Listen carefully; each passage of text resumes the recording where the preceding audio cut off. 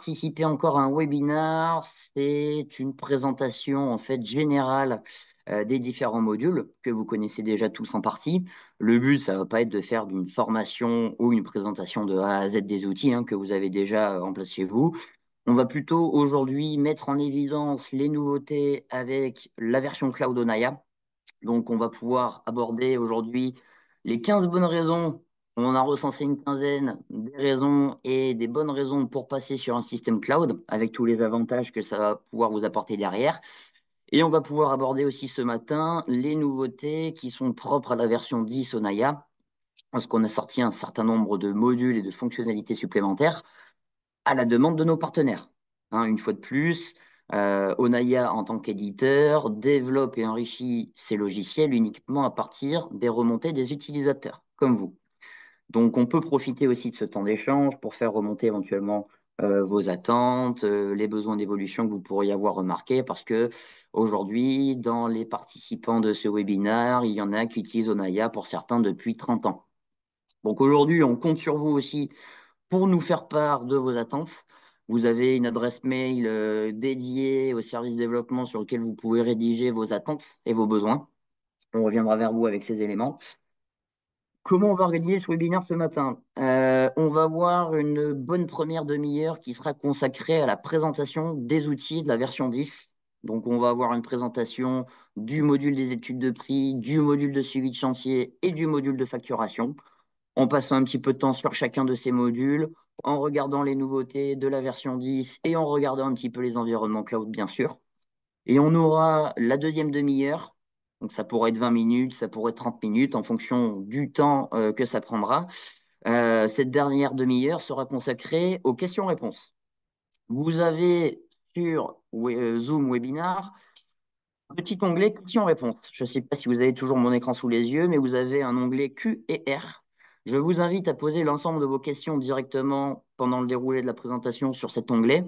Ça nous permettra de pouvoir vous apporter une réponse à chacun et c'est surtout que l'enregistrement du webinaire est en cours. On pourra vous envoyer cet enregistrement et vous remettre l'ensemble des questions-réponses de tous les participants. Comme ça, rien n'est perdu, tout est conservé et vous aurez un compte-rendu ultra détaillé. Ce que je vous propose, c'est qu'on va démarrer. Je vois qu'on est 31 au total, 33 avec nous-mêmes, donc c'est parfait.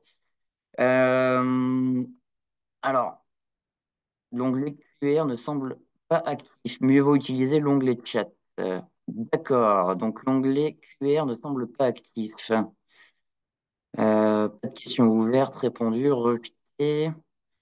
Autoriser les questions anonymes. Les participants peuvent voter en faveur, commenter. C'est parfait. Saisir une réponse. Tac, envoyer. Ça fonctionne. L'onglet QR fonctionne, si besoin. Si vous avez des difficultés à poser vos questions, vous avez l'onglet de chat également. Mais normalement, l'onglet Q et R sera dédié aux échanges, aux questions-réponses avec une retranscription textuelle intégrale à l'issue. Ce que je vous propose, c'est qu'on démarre. Je vais réactiver le partage d'écran pour vérifier que ça fonctionne bien. Donc, arrêtez le partage, partager l'écran, écran principal. Et normalement, si tout va bien, vous devriez arriver sur mon accueil au Naya. Pour cette première demi-heure, je vous invite à couper les micros. Normalement, ils sont déjà tous coupés de base pour éviter voilà, les échanges et les difficultés pour communiquer. On va garder les micros fermés.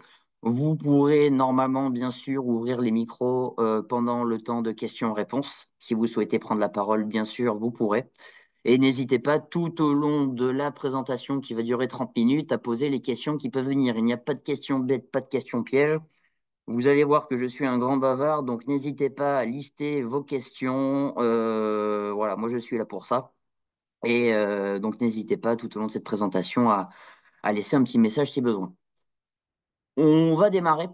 Donc aujourd'hui, Onaya va vous proposer une version cloud. Donc la première chose à retenir déjà, c'est que la version cloud qui va vous être proposée n'est pas un nouveau logiciel. Ça va être le même Onaya que celui que vous connaissez, que ce soit au niveau des fonctionnalités, des processus, des présentations de documents. On va vous proposer vraiment le même outil, mais avec les avantages du cloud. Je m'explique. Aujourd'hui, Onaya nécessite un serveur, nécessite d'avoir du matériel dans les bonnes versions Windows. L'avantage déjà avec ce système cloud, c'est que vous allez être compatible avec tout type de matériel, tout type de support. Le seul prérequis désormais pour faire tourner Onaya, ce sera d'avoir une connexion Internet.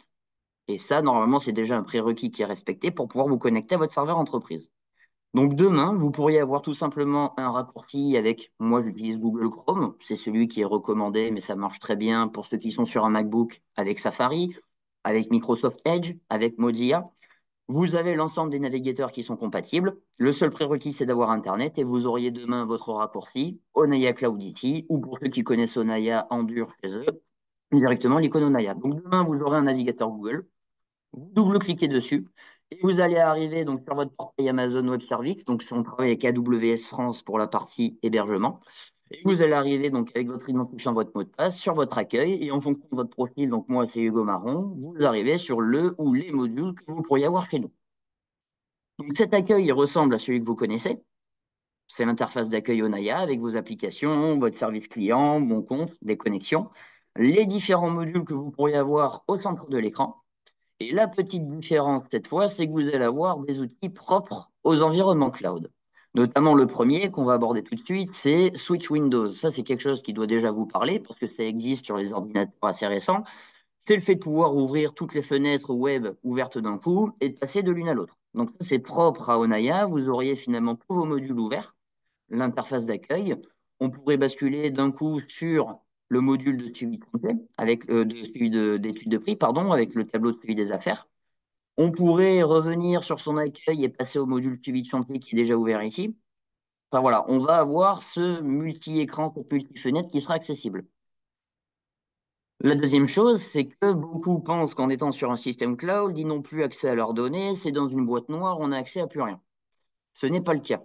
Onaya, c'est le même logiciel. On est toujours derrière avec des environnements Windows, un système de serveur, mais qui pour vous sera complètement transparent. Quels sont les avantages? En fait, les avantages, c'est que vous avez toujours ces systèmes d'import-export qui seront disponibles avec Onaya. Donc, pour ceux qui aient besoin d'exporter sur Excel, d'exporter en paye, en comptabilité, c'est toujours conservé. Et en fait, vous avez toujours un accès à une arborescence Windows avec des dossiers. Des dossiers que vous allez pouvoir créer et dans lesquels vous allez venir me stocker vos données, pouvoir générer vos exports. Donc, vous avez toujours accès à vos données pour les exporter, vous faire des sauvegardes à part ou à l'inverse, récupérer des PDF que vous souhaitez déposer sur cet environnement cloud. Donc, une arborescence Windows avec des dossiers qui seront toujours accessibles. Le fait de pouvoir, si on est sur de l'upstream, le fait de pouvoir gérer la résolution de l'écran. Alors, vous avez une résolution par défaut qui est déjà très bonne, mais voilà, en fonction des capacités de votre ordinateur, pour ceux qui ont des ordi sur lesquels ils sont capables de dessiner, on pourrait augmenter, optimiser la résolution. Ce que vous allez pouvoir faire également, c'est optimiser la taille de l'écran, c'est-à-dire passer en full écran. Donc ici, vous avez des petites flèches. En cliquant dessus, en fait, vous allez faire disparaître les onglets du navigateur Google. Vous avez un resizing qui se fait. Et là, vous êtes vraiment sur du full écran avec le module de suivi de chantier uniquement et toujours le petit bandeau là-haut pour pouvoir éventuellement réduire cette fenêtre. Donc là, en mettant la souris en haut, vous avez une petite flèche qui apparaît, une petite croix. Vous pourriez cliquer dessus pour réduire à nouveau la taille de la fenêtre. Et pour ceux qui bossent sur multiples écrans, qui ont deux ou trois écrans au quotidien, on aura la possibilité aussi de bosser sur multi-écrans et de se partager des fenêtres sur l'un ou l'autre. Donc ça, ce sont les outils propres au cloud. Maintenant, ce qu'on va faire, c'est rentrer dans le module des études de prix. Ce que je vais vous proposer, c'est une suite logique, hein. Donc, on va rentrer dans le module des études de prix dans un premier temps. Et ce qui doit être flagrant pour chacun, déjà, c'est le nouveau code couleur. Vous n'êtes pas sans savoir qu'Onaya fait partie d'un groupe depuis 3 ans maintenant, qui s'appelait historiquement donc DL Software et qui a changé de nom. Donc aujourd'hui, on fait partie d'un groupe qui s'appelle Orisha. On est organisé par BU et Onaya aujourd'hui représente la BU Construction. Et nous avons uniformisé nos codes couleurs sur nos applications avec l'ensemble des filiales du groupe pour passer sur ce code couleur un peu violet cyan que vous voyez apparaître. Donc, ça n'enlève rien aux applications, c'est juste le nouveau code couleur propre à notre entité qui a évolué, que vous allez voir apparaître sur ces versions 10. Mis à part ce code couleur, quand vous allez retrouver donc Onaï étude de prix, donc pour savoir à chaque fois dans quel module on se situe, vous avez le fameux bandeau vertical. Donc tous ceux qui sont avant la version 7 ne connaissent pas encore ce bandeau vertical qui est sorti avec la version 7. Bandeau sur lequel vous retrouvez toutes les fonctionnalités de chacun de vos modules. Donc chaque module aujourd'hui est organisé de la même manière au niveau de l'interface. Vous avez un bandeau vertical, donc pour ceux qui sont déjà à l'aise avec l'outil, ben, on peut le replier pour optimiser la taille de l'écran et n'avoir que les icônes avec le petit texte qui s'affiche. La présentation, je vais le laisser ouvert, comme ça vous saurez à chaque fois ce sur quoi je clique. Donc vous allez retrouver ce bandeau vertical avec l'ensemble des affaires, le planning, les statistiques, les fameuses bibliothèques. Et pour information d'ailleurs, les bibliothèques, demain, si vous passez de votre serveur à un système cloud, les bibliothèques seront récupérées. Pour rappel, les bibliothèques, vous pouvez avoir vos propres bibliothèques. On peut importer des bibliothèques que vous avez sur Excel. On peut intégrer du bâti prix, du bâti chiffrage. Vous pourriez créer des affaires et les convertir en bibliothèque ensuite. Donc, nous, on propose un certain nombre de possibilités. Et au même titre que les bibliothèques, votre référentiel commun, juste en dessous, le référentiel commun, tout ce qui est client, fournisseur, intervenant, responsable, etc., sera récupéré également. Donc aujourd'hui, j'insiste bien sur le fait que vous allez retrouver un logiciel en cloud à périmètre fonctionnel constant, c'est-à-dire que vous allez retrouver vraiment les mêmes fonctionnalités. Tout ce que vous pouviez faire avec Onaya sur votre serveur sera disponible sur le système cloud, mais avec les fonctionnalités, les outils supplémentaires qu'on va pouvoir vous proposer. Donc, comme vous l'avez compris, le premier avantage déjà avec un système cloud, c'est d'être compatible avec tout type de support. Un MacBook, un PC, une Surface Pro, par exemple, avec une tablette et un clavier associé, parce qu'on reste sur un logiciel de back-office qui nécessite un clavier et une souris. Mais si vous avez une tablette Pro avec le clavier associé, ça fonctionne très bien. Le deuxième avantage, gros avantage, c'est le gain en mobilité. Ne dépendant plus du serveur, du VPN, des licences TSE et ne dépendant que d'une connexion Internet, vous allez pouvoir gagner en mobilité, notamment dans un contexte de télétravail qu'on connaît de plus en plus depuis 2020, avec la mobilité des équipes qui doivent jongler entre le terrain, les chantiers et le bureau. Aujourd'hui, la mobilité est essentielle et c'est aussi une des raisons pour laquelle on met en avant ce système cloud, pardon, qui va vous permettre de travailler finalement depuis n'importe où. Le seul prérequis, c'est d'avoir une connexion Internet. On a déjà des partenaires qui travaillent à l'autre bout du monde sur le système cloud, que ce soit en Polynésie ou à Saint-Barthélemy. Ça fonctionne très bien. Donc, pour ceux qui sont en métropole et qui sont fibrés, il n'y a pas de réelle crainte à avoir. Donc, on a parlé de la compatibilité tout support, du gain en mobilité. L'autre avantage, et gros avantage qu'on va retrouver, c'est d'avoir toutes les mises à jour qui seront mises à disposition et qui seront faites en instantané. Aujourd'hui, pour mettre à jour Onaya sur votre serveur, ça nécessite l'intervention du technicien qui est payante. Il faut se donner rendez-vous et pendant l'intervention, on ne travaille pas le temps de la mise à jour. Ce qui peut être problématique, notamment quand il y a 15 ou 20 personnes qui travaillent sur le logiciel. L'avantage du système cloud, c'est que toutes les maintenances et les mises à jour vont s'organiser pendant la nuit. Donc, en règle générale, ça va être dans la nuit du samedi au dimanche pour tout ce qui est mise à jour et maintenance. Vous quittez le bureau le soir, le vendredi, vous revenez le lundi matin avec la mise à jour qui a été faite, les nouvelles fonctionnalités. Il n'y a pas d'intervention humaine, il n'y a pas de pénalité en termes de productivité ou de délai par rapport à la durée de l'intervention et au nombre de collaborateurs qui devront attendre. Tout ça, vous allez pouvoir le mettre de côté. Donc, dans Onaya étude de prix, on va retrouver, comme je l'ai dit, tous les outils que vous connaissiez, pas toujours ce système de bibliothèque, ce système d'onglet quand vous allez ouvrir une affaire avec le fait de pouvoir passer du tableau de suivi des affaires à votre étude directement et pouvoir revenir à l'action précédente en un clic. Donc, ça, c'est assez intéressant. Et vous avez les fameuses bibliothèques aussi qui sont capables de s'épingler sur le côté de l'écran pour pouvoir gérer votre unité des PDF. Vous avez les exports Excel, comme je vous ai expliqué, qui sont toujours disponibles, notamment pour vos appels d'offres, vos DPGF Excel. Quand le client vous remet votre DPGF, votre dossier d'appel d'offres au format Excel, il aime bien l'avoir dans le même format que ce qui vous a été fourni. Donc, on peut l'importer dans Onaya, même sur le système cloud, et on pourra le réexporter directement en format Excel avec la même arborescence que ce qui vous a été fourni. Vous allez retrouver aussi, bien évidemment, pour ceux qui bossent avec Spigao, l'import des appels d'offres Spigao et l'export du dossier d'appel d'offres sur la plateforme Spigao directement. Les liaisons qu'on peut proposer, que ce soit avec Excel, Spigao, Ateclus, Progress, ainsi de suite, sont conservées. Nous avons toujours les versions d'études qui sont disponibles, ou les indices, pour ceux qui appellent ça comme ça. Vous avez un outil très intéressant, et ça, on l'a demandé pendant un moment, ce sont les fameux retours arrière. Euh, Si par exemple vous me supprimez des éléments dans le devis, vous modifiez du texte. Par exemple, vous allez me mettre un ouvrage en gras, vous allez me le souligner par exemple, et finalement on se rend compte qu'on n'était pas sur la bonne étude. Ce que vous allez pouvoir faire désormais, c'est utiliser les retours arrière ou le contrôle Z pour ceux qui préfèrent travailler au clavier pour récupérer les manipulations précédentes, les actions précédentes sans avoir besoin de ressaisir quoi que ce soit. Donc là, ça peut paraître accessoire, mais c'était hyper important. On le connaît très bien sur Word ou sur Excel, et c'est ce qui manquait dans Onaya. Petite chose également, et je ne vais pas m'attarder non plus trop longtemps sur la partie étude de prix, c'est le fait de pouvoir insérer des images. Regardez par défaut, là, il va me proposer d'insérer une image.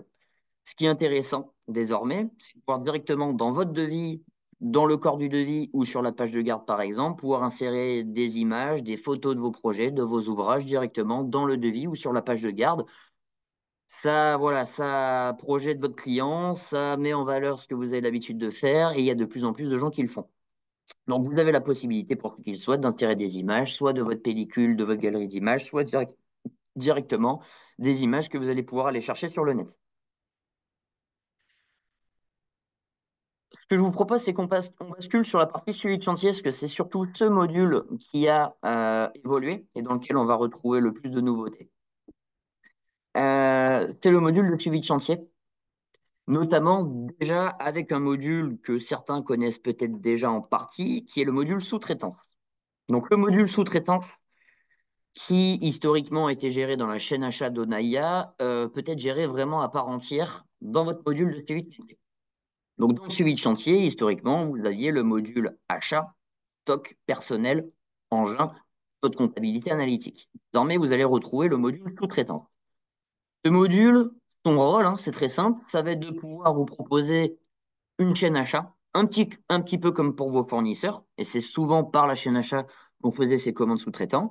Désormais, vous allez avoir une chaîne achat dédiée à vos sous-traitants. C'est-à-dire que vous allez pouvoir lister l'ensemble de vos sous-traitants dans le logiciel. Chaque sous-traitant pourrait être disponible dans Onaya avec sa fiche d'information. M'explique, je prends Adecco. Adecco dispose de sa fiche d'information avec ses coordonnées, ses infos comptables, ses infos juridiques. On va retrouver éventuellement tout ce qui est contact et interlocuteur, le sous-traitant, ses activités et éventuellement identifier son activité principale, la catégorie, le contrat type, les infos qualité, qui est compagnie d'assurance, date de validité d'assurance, donc un peu de partie administrative également. On va pouvoir aussi lui mettre des notes d'évaluation. Et au-delà de pouvoir enseigner toutes les informations du sous-traitant, une fois que vous avez créé votre sous-traitant, vous allez retrouver la chaîne achat complète, c'est-à-dire la consultation. Donc, vous allez pouvoir établir des consultations auprès de vos sous-traitants. Vous allez pouvoir établir également des contrats, que ce soit un contrat pour du marché privé ou pour du marché public, type un DC4. Vous allez être en capacité directement depuis Onaya de sortir un contrat en bonne et due forme qui sera établi entre les deux parties prenantes, donc votre société et votre sous-traitant, représenté par telle personne, son téléphone, le cadre juridique et légal qu'on pourrait retrouver hein, avec les pièces contractuelles, attestation d'URSSAF, extrait cabis à récupérer. Voilà, vous allez pouvoir vraiment me sortir un contrat en bonne et due forme du logiciel. Vous allez aussi pouvoir établir les avancements, un état sur les travaux réalisés. Donc là, vous auriez la liste éventuellement de ce que vous avez pu commander, établir dans le contrat auprès de votre sous-traitant, le réaliser, le cumul réalisé, les quantités réalisées à un instant T. La suite, c'est de pouvoir gérer la facture du sous-traitant. Donc en règle générale, ça pourrait être de l'attestation en paiement direct. On gère un petit peu tous les cas de figure, mais vous allez pouvoir me gérer la facture du sous-traitant, la demande d'avoir, bien évidemment, et on va pouvoir consulter également les résultats chantier.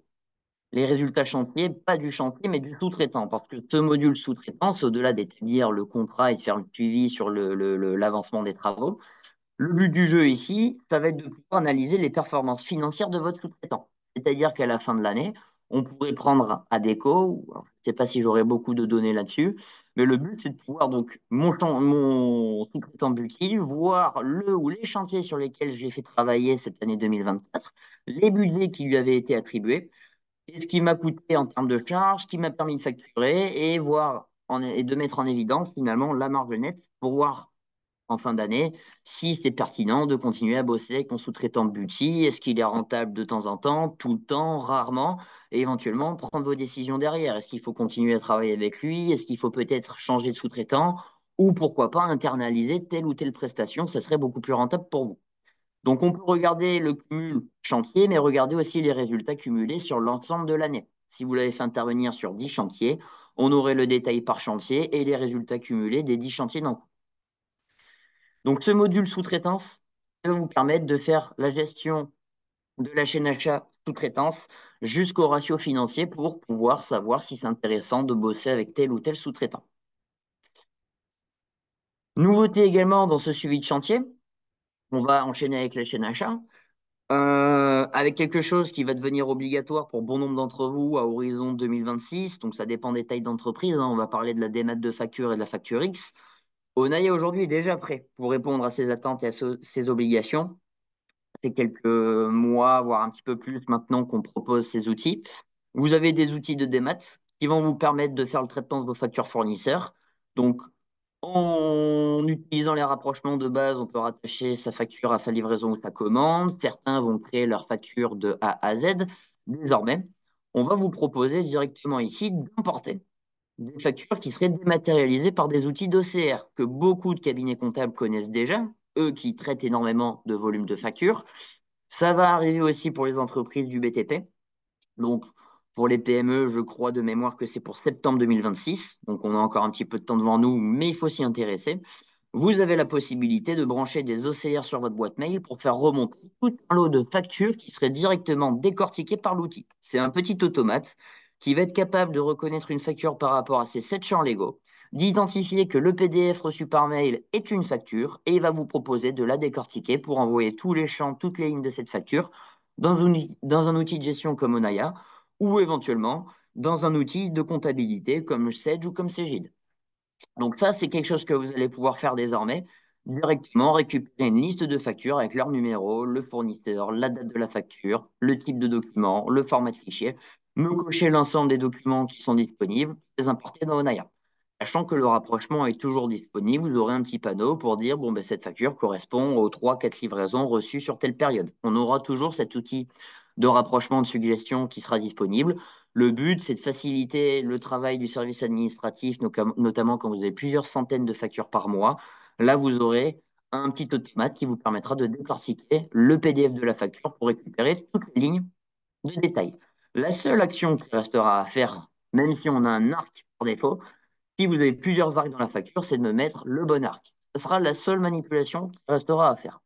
Le chantier pourra être récupéré par défaut, la désignation des ressources, les quantités facturées, les prix, les montants, hors taxes, TTC. On récupérera toutes ces infos. La troisième grande nouveauté, pour respecter le timing, parce que le temps passe vite et je vois qu'on arrive déjà bientôt à la fin de cette première demi-heure, on a encore une petite dizaine de minutes, c'est la notion d'étude de contre-étude et d'étude d'exécution. Aujourd'hui, vous rentriez dans un chantier, vous aviez un budget BE qui pouvait être récupéré, éventuellement les conducteurs de travaux. Vous pouvez récupérer ce budget, le retravailler en optimisant les temps de main-d'œuvre, en passant peut-être certaines fournitures, certains matériaux et matériels chez d'autres fournisseurs. Ce que vous allez pouvoir faire désormais, lorsque vous rentrez sur un chantier, c'est de disposer de 3 budgets et conserver ces 3 budgets d'appui dans vos tableaux de bord. C'est-à-dire qu'historiquement, vous aviez budget dépenses réalisées. Désormais, vous pourriez avoir dans la colonne budget le budget BE avec l'étude BE qui serait récupérée. Vous auriez le budget contre-étude. Donc là, par exemple, c'est la contre-étude faite par le conducteur de travaux qui va optimiser les temps de main-d'œuvre, les matériaux, les quantités, les prix en passant par tel ou tel fournisseur. Et on aurait également le budget de l'étude d'exécution, le déroulé théorique du chantier. Ces 3 budgets seraient des budgets distincts pour apparaître dans vos tableaux de bord. Je ne sais plus si j'ai des modèles qui sont déjà disponibles, on va regarder ça rapidement. Si je vais dans Résultats, tac, donnez-moi 10 secondes. Mais vous avez la possibilité de faire apparaître dans vos colonnes les 3 budgets. Le budget BE, alors là, donc, une autre présentation. Mais vous pouvez me faire apparaître vos 3 budgets. Le but du jeu étant finalement, si optimisation des budgets il y a entre le service BE et le service RAO, c'est de pouvoir se rendre compte si c'est sur des postes récurrents, si c'est sur certains matériaux régulièrement? Est-ce que c'est des quantités de main-d'œuvre qui sont souvent vues à la baisse ou à la hausse pour pouvoir derrière optimiser les chiffrages entre services et faire en sorte que le BE puisse être plus précis au plus proche de la réalité par rapport au terrain et à la vision des conducteurs de travaux. Donc ça, c'est quelque chose qu'on a sorti. Je ne retrouve pas vraiment d'exemple ici. Je regarderai derrière pour vous envoyer à chacun un exemple PDF de ces nouveaux tableaux. Mais ce qu'il faut imaginer sur vos tableaux de bord, c'est que dans la colonne budget, vous avez maintenant le budget BE, le budget contre-études et le budget études d'exécution avec trois budgets bien distincts. Ça pourrait être les mêmes, mais ça pourrait être des budgets, par exemple, un budget BE à 100 000, un budget contre-études qui retombe à 97 000 et le budget études d'exécution qui est à 98 000. Et on aurait trois budgets bien distincts pour rester au plus proche de la réalité. Donc ça, c'est la nouveauté. Historiquement, on n'avait que cette notion de contre-étude avec les avancements prévisionnels et constatés, que vous pouvez gérer avec notre application mobile pour faire les avancements, les remontées d'heures directement sur un téléphone ou une tablette. Et désormais, ben, vous avez trois études bien distinctes pour trois budgets bien distincts. Dans ce module de suivi de chantier, hein, je ne l'ai pas précisé, mais pareil hein, que dans le module des études de prix, vous retrouvez tout ce qui est retour arrière, le contrôle Z, pardon. Donc, dès que vous allez me faire des saisies dans votre chaîne achat, que vous allez insérer des lignes et que finalement vous vous êtes trompé de ligne, vous pourrez faire le fameux contrôle Z, le retour arrière. Vous avez toujours vos outils principaux qui sont en haut de l'écran. Donc, vous avez l'export PDF, l'export ASCII pour ceux qui utilisaient ça historiquement depuis 20 ans, 25 ans. On l'a pas enlevé, hein, on vous l'a laissé. On sait que c'est hyper utilisé. Vous avez toujours vos envois par mail qui fonctionnent toujours, même sur un système cloud, les systèmes d'impression, les aperçus avant impression. Et je vous montre d'ailleurs un export PDF. C'est un peu comme un système Gmail hein, quand vous avez une pièce jointe. Il vous ouvre une petite page Google, Google Chrome, et vous avez votre PDF qui génère directement sur la page web. Bon, là, j'ai pas la plus belle présentation de facture, mais vous l'avez compris, c'est le détail de votre facture, le pied de page, votre logo, les références que vous souhaitez voir apparaître. Ça se présente comme ça. Ce que je vous propose, c'est d'enchaîner maintenant avec le module de facturation. Donc, le module de facturation, qu'on puisse parler quand même de Chorus Pro, du suivi des règlements qui sont quand même hyper importants hein, aujourd'hui en 2024. Donc, on va passer un petit peu de temps rapidement sur ce module de facturation, bien que le module de facturation, vous le connaissez déjà très bien, hein, on ne va pas vous apprendre votre métier. Mais on va surtout en revenir aussi à ce système de sécurité, parce qu'on est sur une facturation client avec des données comptables qu'on va pouvoir exporter. Pour en revenir aux avantages du système cloud, ben, c'est que quoi qu'il arrive par rapport à une infrastructure maison, même si vous mettez des super antivirus et que vous avez un prestataire de qualité, ça ne vaudra jamais une infrastructure proposée par AWS France. Donc AWS, Amazon Web Services France, qui sont spécialisés dans l'hébergement et notamment dans l'hébergement cloud, pas forcément comme des OVH qui vous proposent juste un serveur et des bureaux à distance. Là, on va vous proposer vraiment un système cloud avec un simple navigateur Google. Ben, l'avantage, c'est déjà un gain au niveau de la sécurité. Vous allez avoir aussi plus de réactivité parce que si demain vous avez besoin de rajouter quelqu'un sur Onaya Facturation ou Onaya Étude de prix, il suffit de faire la demande à votre interlocuteur commercial qui va vous envoyer le bon de commande pour ajouter cette licence.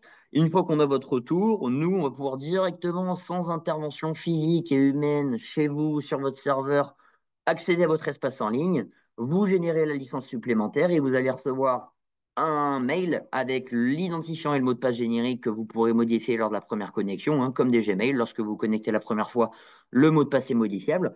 Et l'avantage, c'est que vous n'allez plus avoir ces 5, 6, 10 jours de délai pour récupérer votre licence. Ça sera beaucoup plus rapide parce qu'il n'y a plus d'intervention, plus de prise de rendez-vous. Vous recevez directement l'identifiant de connexion par mail. Et vous pourrez dès à présent vous connecter. Il n'y a plus besoin d'installer quoi que ce soit. L'avantage aussi, c'est un gain en fluidité. Avant, on dépendait de l'infrastructure matérielle, de son ordinateur, de son serveur. Donc, on dépendait en fait de toute l'infrastructure matérielle. Aujourd'hui, vous allez pouvoir vous affranchir de toutes ces contraintes, les micro-coupures, les coupures de courant, les espaces de stockage, les systèmes d'exploitation vieillissants. Tout ça, désormais, on n'en a plus besoin. On s'en fiche un petit peu, hein, voilà, sans vouloir aller trop loin dans mes propos.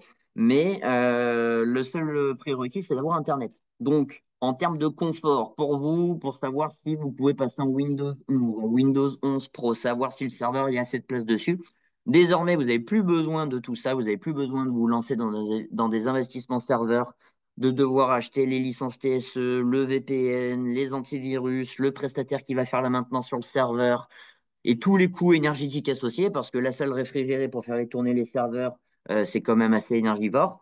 Si vous mettez tout bout à bout, ça peut représenter un certain nombre d'économies. Donc, rien que par rapport à ces infrastructures matérielles, il peut y avoir un certain nombre d'avantages. Et comme je vous l'ai dit, le fait d'avoir exactement le même logiciel à périmètre fonctionnel constant, c'est aussi une force parce que on n'a pas eu besoin de tout réécrire. Si Onaya devait réécrire tout depuis la version 1 qui est sortie en 1994, le cloud aurait mis 5 ou 6 ans à sortir. Alors que là, en moins de 12 mois, 10 mois exactement, on a pu sortir la version cloud à périmètre constant. Donc là,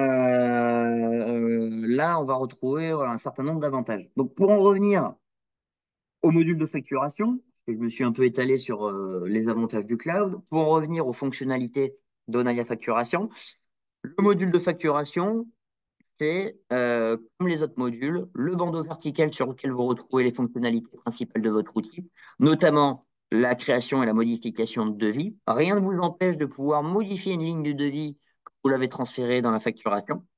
Rien ne vous empêche de créer sinon un nouveau devis. On aura plein de systèmes de bibliothèque, mais rien ne vous empêche de créer des petits devis dans la facturation directement.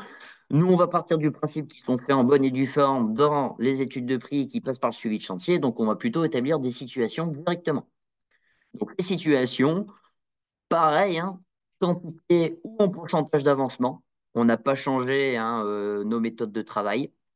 Vous avez les actualisations qui seront disponibles. Révision de prix, on va revenir vers vous. On va avoir quelque chose qui va arriver là d'ici quelques mois. Donc, je pense que j'aurai de bonnes nouvelles parce que les révisions étaient quand même manuelles. Mais vous allez retrouver, voilà, le même principe de fonctionnement que ce que vous connaissiez avec les différents ouvrages du devis client. Là, j'ai ma situation numéro 1, donc forcément, je n'ai pas de quantité précédemment facturée. Je saisis mes quantités du mois, j'ai mes quantités totales, le montant de ma situation par rapport au montant de mon devis. Et j'ai bien évidemment l'avancement global tout en bas, duquel là, le petit bandeau. Vous avez le montant de la situation en cours, le pourcentage d'avancement global par rapport au montant du devis. Donc là, vous retrouvez la fameuse situation et toujours pareil, un système d'onglet qui vous permet de quitter la situation et de revenir à l'accueil en un clic. Désormais, vous avez aussi la liaison avec Chorus Pro. Devient obligatoire, qui était déjà obligatoire pour le marché public. Le marché privé va très certainement y passer aussi d'ici 24 mois. On ne sait pas encore quelle sera la plateforme retenue, mais il y a de grandes chances que ce soit Chorus également. Donc pour ceux qui font du marché public, vous y êtes déjà habitués.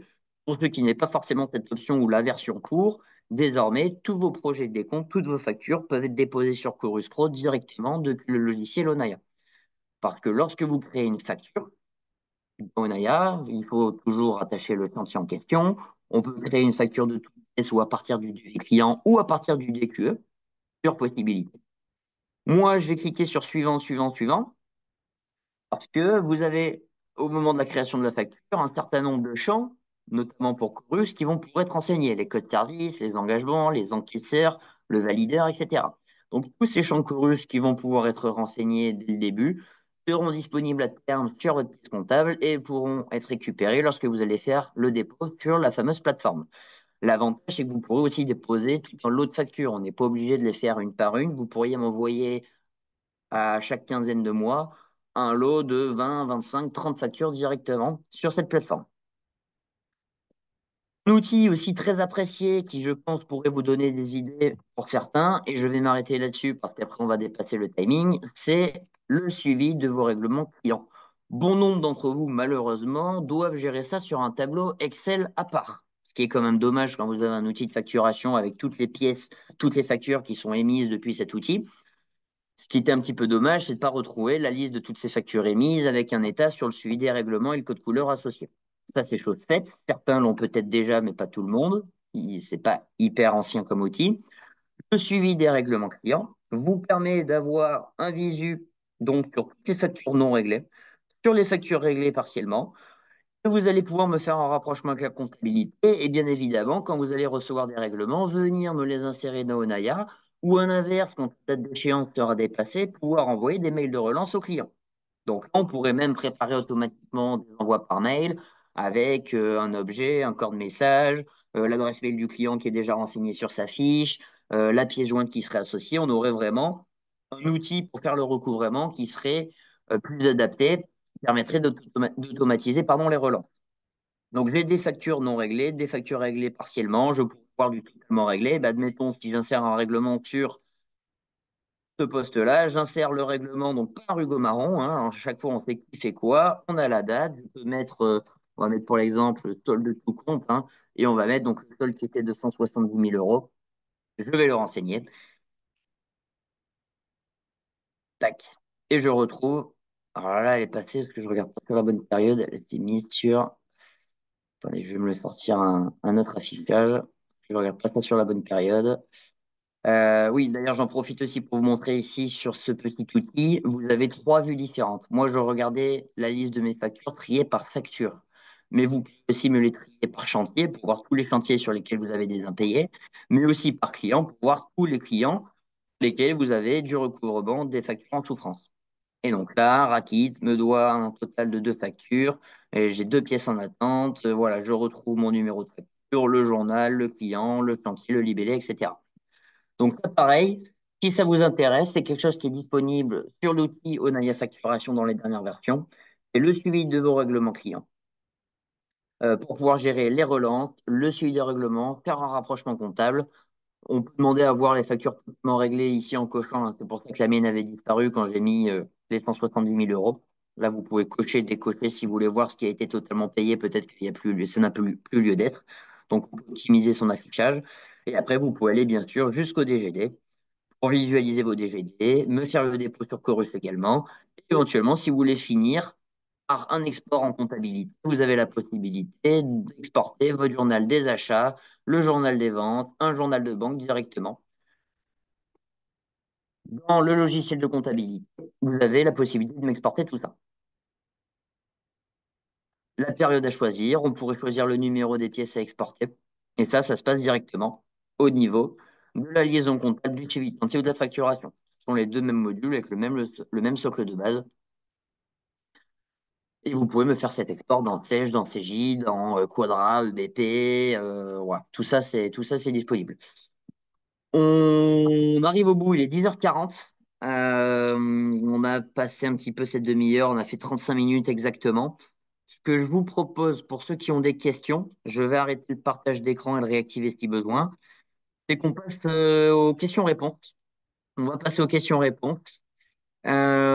Si vous n'avez pas de questions, bien évidemment, vous êtes libre, hein, vous pouvez retourner à votre activité, à vos rendez-vous si vous en aviez.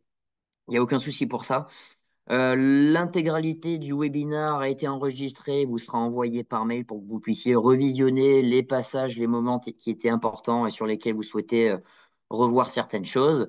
N'hésitez pas, bien sûr, à revenir vers vos interlocuteurs commerciaux, vos chefs de projet, si vous souhaitez en savoir plus et éventuellement demander une petite présentation plus personnelle. Vous l'avez compris, on est assez nombreux ce matin, donc c'est vraiment généraliste. Mais si vous souhaitez avoir quelque chose de plus personnel ou avoir un temps d'échange avec votre chef de projet ou votre interlocuteur commercial, n'hésitez pas à revenir vers eux. De toute façon, chacun d'entre eux doit revenir vers vous pour voilà, prendre des nouvelles, savoir si ce webinaire vous a plu, si ça a répondu à pas mal de vos attentes, histoire de voir, voilà, de pouvoir faire le point sur l'ensemble de ces sujets. Euh, je vais donc passer aux questions-réponses.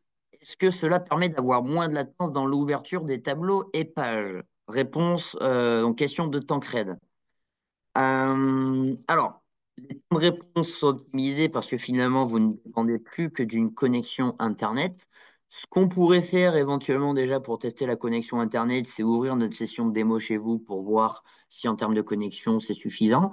En règle générale, 20 mégabits seconde suffit. Il n'y a pas besoin d'une connexion digne de la NASA pour faire tourner l'outil. Mais on peut s'assurer de faire les tests directement chez vous avec nos sessions de démo. Si l'outil s'ouvre convenablement, ça serait satisfaisant. Après, ça serait plutôt positif. Euh, sur le principe, je vais vous répondre à chaque fois par écrit. Sur le principe, oui, cela pourrait passer par des tests complémentaires.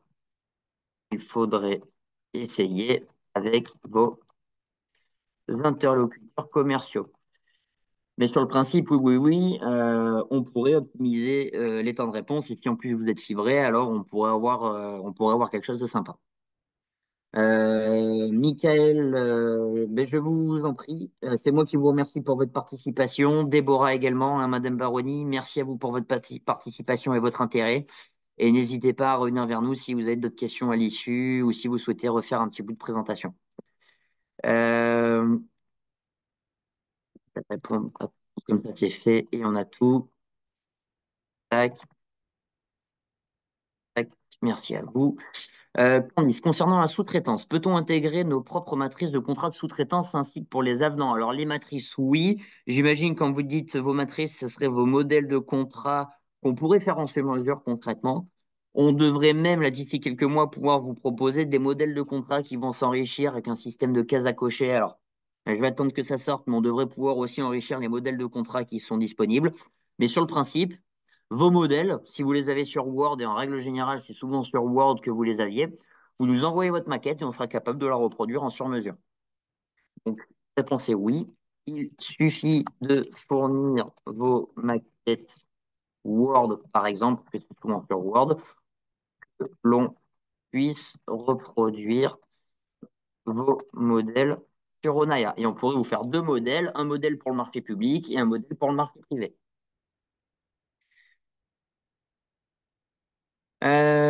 Concernant la gestion des impayés, peut-on générer des lettres de relance par client, par exemple? Alors oui, ça sera dans les paramétrages, dans les paramètres. On va pouvoir créer des modèles de mail. Alors, est-ce qu'ils sont faits par client? Vous mettez le doute, mais par contexte. C'est-à-dire qu'on aurait des modèles de mail qui se génèrent par client, par fournisseur. Enfin, le modèle va s'adapter en fonction du contexte. Si on envoie le mail à un client, il sera daté de telle manière. Si on l'envoie à un maître d'œuvre, il sera de telle manière. Un fournisseur, il sera présenté autrement. Un sous-traitant autrement. Donc, on peut gérer des modèles de mail. Je vais juste vérifier si on peut avoir des mails propres aux clients, des modèles de mail propres aux clients. Là-dessus, j'ai un doute. Des modèles pour clients, oui. Propres aux clients, là, j'ai un doute. Je vais vérifier. Mais il est possible d'avoir des modèles de mail tout faits pour des clients, fournisseurs, maîtres d'œuvre. En fait, tout intervenant extérieur, concrètement. On pourrait créer des intervenants, des bureaux de contrôle, des coordonnateurs, des coordinateurs, des municipalités, des organismes qui sont dans le nantissement et on pourrait organiser des envois par mail qui seraient spécifiques à ces personnes-là. Comment fonctionne le système d'import XML avec IPENet? Alors moi, normalement, on ne m'a pas donné de contre-indication là-dessus. C'est exactement la même chose. Le système d'import XML qu'on avait pour les lots de factures, pour ceux qui avaient un logiciel d'achat, de commande à côté, mais qui faisait remonter tout un lot de factures dans Onaya. Je vais réactiver le partage d'écran rapidement. Partager l'écran, écran partagé. Sur le suivi de chantier. Euh, tac, suivi de chantier, je vais aller le chercher. Tac, quand je vais dans les achats, au niveau de mes factures, vous avez toujours, donc on a vu qu'on avait un import de factures dématérialisées, mais j'ai toujours mes imports au format XML qui sont disponibles ici, et j'ai toujours mon AIPENet qui est ici, le journal des imports des mouvements AIPENet. Ça fonctionne tout pareil. Moi, j'ai plus de contre-indication. Je vérifierai si vous voulez auprès du service technique, mais sur le principe, ça fonctionne exactement de la même manière. Les imports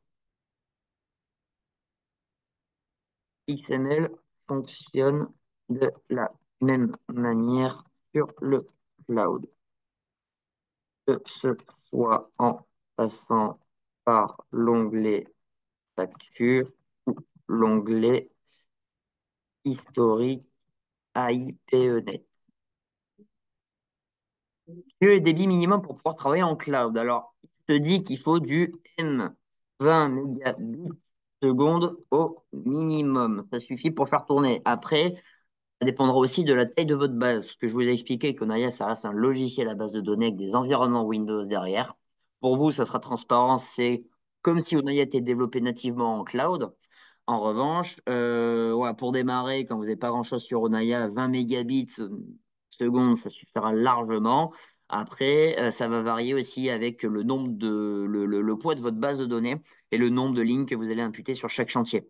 Mais pour démarrer, sans avoir des bases de données à rallonge, 20 mégabits seconde au minimum suffisent pour faire tourner le logiciel. Il sera possible de tester le cloud chez vous en amont pour s'assurer de la bonne qualité de la connexion. Tac. Le coût des licences annuelles de la version cloud est-il le même que la version serveur? Alors non, tout à fait. Du fait que ce soit nous, et pour vous mettre dans la confidence, on est nous-mêmes facturés hein, pour vous ouvrir des espaces cloud. On est facturé par AWS. C'est quelque chose qu'on refacture à nos partenaires. On fait l'hébergement pour vous. Donc, il y a une partie hébergement cloud en plus des licences logicielles. Vous avez votre compte utilisateur pour arriver sur le cloud AWS. Et après, vous avez vos licences logicielles, études de prix, suivi de chantier, facturation qui vous permet d'accéder à tel ou tel outil. Donc, je vous réponds par écrit, le tarif est différent du fait de réaliser l'hébergement par nos points en contrepartie plus d'achat de serveurs, plus de licences SE, plus VPN pour travailler à distance. Il suffira d'une connexion Internet. Bon, je fais quelques petites fautes de frappe, mais je pense que vous comprendrez le fond du message. Sommes-nous prévenus des mises à jour Onaya avant leur déploiement automatique afin de réaliser des tests? Alors, vous avez une newsletter. On a repris les newsletters. Les newsletters, ce sont les actualités Onaya, en fait, par rapport à toutes les nouveautés, tous les chantiers que nous pouvons réaliser en interne. Il est vrai que, voilà, on avait pu oublier un petit peu, délaisser ces newsletters pour informer nos partenaires des chantiers en interne chez Onaya. Là, pour vous mettre dans la confidence, vous allez avoir l'intelligence artificielle qui va arriver en cours d'année. Donc là, on a de grosses attentes là-dessus parce que vous allez avoir maintenant l'IA qui va être intégrée pour pouvoir vous assister dans des questions-réponses de niveau 1. Et à terme, l'idée, c'est qu'ils pourraient même commencer à saisir pour vous. Alors, je ne veux pas trop m'avancer là-dessus, mais à terme, d'ici 18 mois, Onaya va commencer à travailler réellement pour vous. Ce ne sera pas qu'un assistant, ça sera un véritable collaborateur qui va commencer à saisir et vous chercher des informations à droite à gauche. Vous n'aurez plus qu'à faire de la saisie vocale. On ne va pas en parler non plus trop ce matin, mais on a quelque chose qui va arriver là-dessus avec du chat GPT, mais c'est surtout aussi du OpenAI. Donc, oui, au travers des newsletters et de l'emailing, vous serez mis au courant des nouveautés et mises à jour. Rassurez-vous, les mises à jour, elles sont entièrement testées chez nous parce que si on met à jour les environnements cloud, c'est pour les. On a déjà, nous, 650, entre 650 et 700 utilisateurs sur le cloud. Et quand on le met à jour, les 650 ou 700 personnes, toutes sociétés confondues, sont mises à jour. Donc, pour éviter d'avoir des mauvaises surprises et des gens pas contents, l'ensemble des tests, nous, les mises à jour, il y en a une tous les 6 mois. Toutes les batteries de tests sont faites au niveau du service développement. On fait tous les tests en amont pour être sûr qu'une fois que la version est déployée sur les environnements cloud, il n'y ait pas de mauvais comportement et de mauvaises surprises avec des utilisateurs qui ne soient pas contents. Donc, rassurez-vous là-dessus, vous serez mis au courant des nouveautés mises à jour. Tous les tests seront faits en amont chez nous.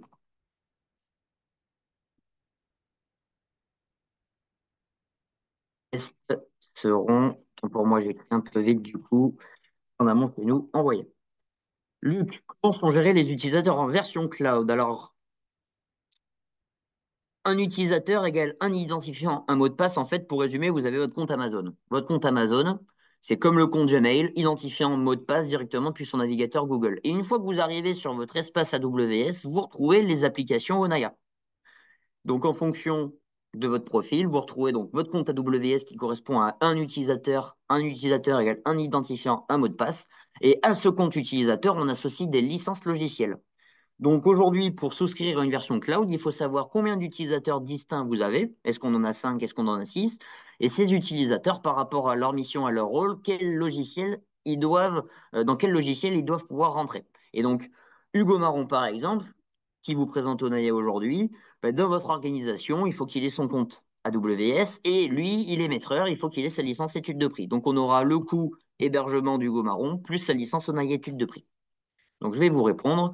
Il faut prévoir le compte utilisateur de chacun, donc identifiant plus mot de passe, et lui associer ses licences logicielles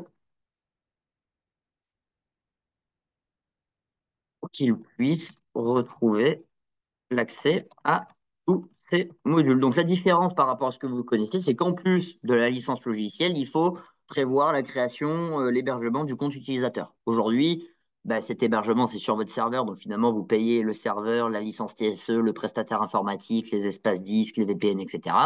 Demain, ce coût, il est retranscrit via l'abonnement que vous allez payer pour ce compte utilisateur. Question de Candice. Concernant l'intégration de nos modèles de sous-traitance par vos services, ce serait gratuit ou payant? Alors, ce sont des paramétrages. Alors, c'est quelque chose qui est payant, mais qui n'est valable qu'une fois, hein. C'est-à-dire que nous, on va réaliser des paramétrages de vos éditions, comme on a pu le réaliser pour vos modèles de devis, de situation, de factures, de tableaux de résultats de chantier. Bah, au même titre que ces présentations de devis, de situation ou de bons de commande fournisseurs, on va vous paramétrer ces modèles de contrat. On va vous les soumettre par rapport à la maquette que vous nous avez fournie. Et si c'est OK pour vous et que vous les validez, on les intègre dans le programme. On va pouvoir faire une petite séance d'accompagnement, mais 1 heure et demie, pas plus, pour pouvoir manipuler ce nouveau module et faire des tests avec des contrats un peu pipeaux, mais qu'on va rédiger et générer en PDF pour que vous puissiez vous mettre à l'aise avec. Et une fois que les modèles sont intégrés, ils sont figés, ils sont disponibles entre guillemets à vie. Donc si vous avez besoin de refaire des modèles au bout de 3 4 ans, il faudra nous rappeler, on pourra les faire évoluer. Mais sinon, sur le principe, c'est une prestation qui est payante, comme on l'a fait à l'époque pour le devis et la facture. Et une fois que c'est intégré, c'est disponible à vie.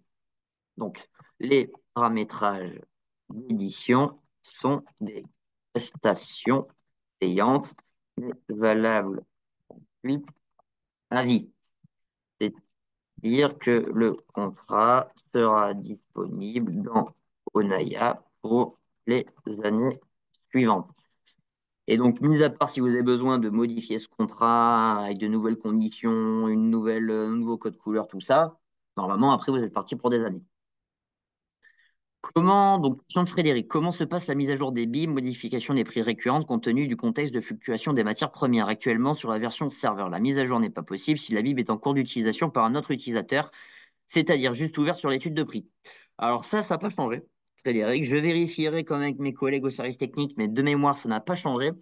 On a, comme je vous l'ai dit, c'est un serveur derrière avec une arborescence Windows, mais une accessibilité finalement simplifiée au travers d'une simple connexion Internet. Pour la mise à jour des prix, là-dessus, euh, on est sur toujours le même principe. Toujours le même principe. Il faut que les utilisateurs soient connectés pour mettre à jour la Bible, auquel cas le logiciel vous dira que l'article, la ressource est utilisée actuellement dans l'étude. Sinon, peut-être une solution, notamment si ça fluctue beaucoup, c'est peut-être de mettre en place la SDE. Je ne sais pas si ça a déjà été fait. C'est une grosse bibliothèque qui ne serait pas stockée directement dans Onaya, qui, en termes de fonctionnement, pareil, c'est des titres, des ouvrages, des ressources, mais qu'on peut même trier par fournisseur. Et en fait, ça vous permet de charger sous forme de fichier CSV directement votre annuel des prix, notamment quand vous avez des accords cadres négociés à l'année. Vous allez pouvoir directement me charger vos catalogues fournisseurs dans cette grosse bibliothèque qui s'appelle une console SDE. C'est une source de données externe, notamment quand vous avez des dizaines de milliers de lignes pour éviter de faire perdre de la fluidité à Onaya. On le stocke en dehors, mais ça fonctionne comme une bibliothèque propre à Onaya. Et ça vous permet d'avoir des prix par fournisseur et éventuellement de me recharger de nouveaux tarifs chaque année. Donc éventuellement, gardez dans un coin de votre tête la SDE, source de données externe, qui pourrait être une solution si c'est compliqué pour vous l'entretien des tarifs.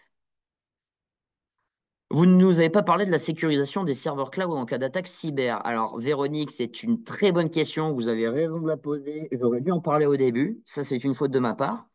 En termes de sécurité, Aujourd'hui, les environnements cloud proposés par AWS, en fait, c'est des fermes de serveurs. Donc, vous avez des répliques qui sont faites sur plusieurs serveurs en France et en Irlande, 2 sauvegardes par jour avec des répliques sur plusieurs fermes de serveurs. C'est-à-dire que dans le pire des cas, admettons, il y a un serveur d'hébergement à Paris qui brûle, et bien, vos données ne sont pas perdues parce qu'elles existent aussi à Nantes, à Lyon, et elles existent aussi à Dublin directement sur des serveurs qui eux aussi sont protégés.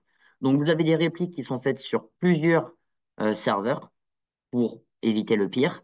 Et vous avez toujours l'accès à l'intégralité de vos données, comme je vous l'ai dit. Et si un jour vous souhaitez arrêter pour X ou Y raison, bien évidemment, vous avez une restitution intégrale de l'ensemble de vos données dans un format TXT ou Excel pour que ce soit compatible et utilisable dans la majorité des outils sur le marché ou dans un pack office directement. Donc, quoi qu'il arrive, vos données ne seront pas cachées, figées, on n'aura pas la main dessus. Elles vous seront restituées intégralement pour être exploitables dans un autre outil. Donc, pour répondre à vos questions de sécurisation, nous, on a choisi Amazon. Il faisait partie des plus chers. C'était soit Azure, soit Amazon, parce qu'en termes de sécurité, ils avaient mis le paquet. En termes de RGPD, pardon. Et tout ce qui est sauvegarde, réplique sur plusieurs fermes de serveurs, avec restitution intégrale des données à un moment donné. C'est ça qui nous a fait passer vers AWS. Donc, aujourd'hui, vous avez des sauvegardes quotidiennes par jour avec réplique,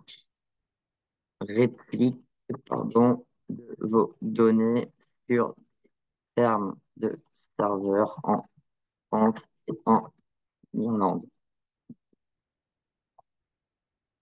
La version cloud fonctionne avec des bases SQL. Est-il possible de les lire pour récupérer les données afin de les exploiter?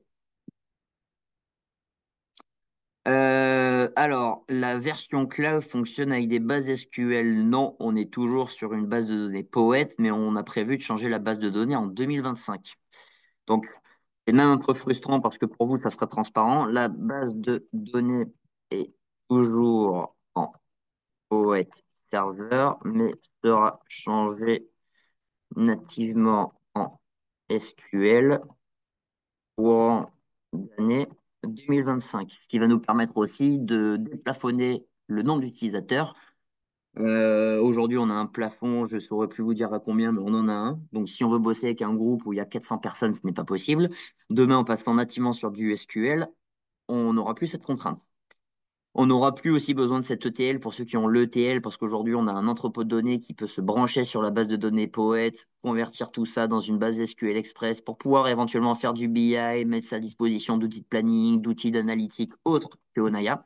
On a déjà les solutions pour du SQL natif, mais demain, Onaya, dans un an, va changer sa base de données et on sera nativement sur du SQL. Donc ça, on reviendra vers vous et ça se fera partie du newsletter parce que c'est quand même un gros chantier pour nous. C'est quelque chose qui dure depuis des années et on a enfin un visu là-dessus. Il y aura une newsletter, une communication qui sera faite de toute façon par mail, donc vous serez mis au courant lorsqu'on changera la base de données et tous les avantages et les contraintes qu'on pouvait avoir à l'époque qui seront mises de côté et dont on va pouvoir s'affranchir. Donc, pas d'inquiétude. Quoi qu'il arrive, vous aurez un retour de la part du service marketing et commercial par rapport à ce webinaire pour faire un petit point avec vous et répondre éventuellement à d'autres questions. Parce que si ça se trouve, là, on va raccrocher, hein, il est déjà 11 heures, je vais vous libérer. Si vous avez d'autres questions qui arrivent d'ici là, c'est pas bien grave. Vous rappelez votre chef de projet, votre interlocuteur commercial, vous rappelez directement le standard Onaya. Vous demandez Monsieur Marron si besoin et je vous redirigerai vers la bonne personne pour pouvoir éventuellement reconvenir d'un petit temps d'échange si ce système cloud vous donne des idées et vous permet d'avoir plus de mobilité avec tous les avantages aussi que ça peut entraîner. Typiquement, une société qui aujourd'hui veut se lancer sur un logiciel qui n'a pas de serveur, bon ben un serveur avec toutes les licences TSE à rajouter derrière, ça peut représenter déjà tout de suite plusieurs milliers d'euros. Donc ça, ce sont des investissements qui n'ont plus lieu d'être aujourd'hui en 2024. Et il faut bien garder en tête, pour la petite anecdote, vous aviez le Syntec à Paris qui a réuni le top 250 des éditeurs. En 2023, 60% du chiffre d'affaires des éditeurs est réalisé en SaaS avec des systèmes cloud. Et il est dit qu'à horizon 2030, c'est bientôt, ça sera entre 85 et 90% du chiffre d'affaires des éditeurs qui sera fait sous ce format-là. Donc il faut bien garder en tête aussi que le système cloud, c'est aussi l'avenir. Tous les nouveaux logiciels sont presque que comme ça. Beaucoup de logiciels de paye et de comptabilité fonctionnent déjà comme ça. Et puis on connaît plein de systèmes, les boîtes mail comme Gmail, etc., où finalement tout est dans le fameux nuage. C'est hautement sécurisé, mais on n'a plus tout ça en interne à devoir gérer son infrastructure. Ce qui est aujourd'hui plus vu comme un avantage. Dans un usage de service et plus de propriété, on s'en fiche d'être propriétaire de son serveur. Tant qu'on est propriétaire de ses données, c'est l'essentiel, mais on paye un service d'hébergement désormais. Donc voilà, je vais vous libérer, parce qu'il est 11h04, on a tenu 1 heure pile, 10h04, 11h04. Je pense qu'au niveau du timing, on n'a pas été trop mal. Je vois une petite question. Merci, bonne journée. Écoutez, Dorian, merci à vous pour votre participation. Merci à tous d'ailleurs pour votre participation, pour vos questions et votre intérêt. Voilà, même si c'est généraliste, j'espère qu'on a pu aborder des sujets quand même assez intéressants pour vous. Je vous en prie, Edouard. Merci à vous aussi pour votre intérêt, votre participation. Et puis n'hésitez pas, hein, si vous voyez autre chose dans la journée, dans la semaine, Onaya et l'ensemble de vos interlocuteurs, on reste tous à votre disposition pour reconvenir d'un petit temps d'échange si besoin.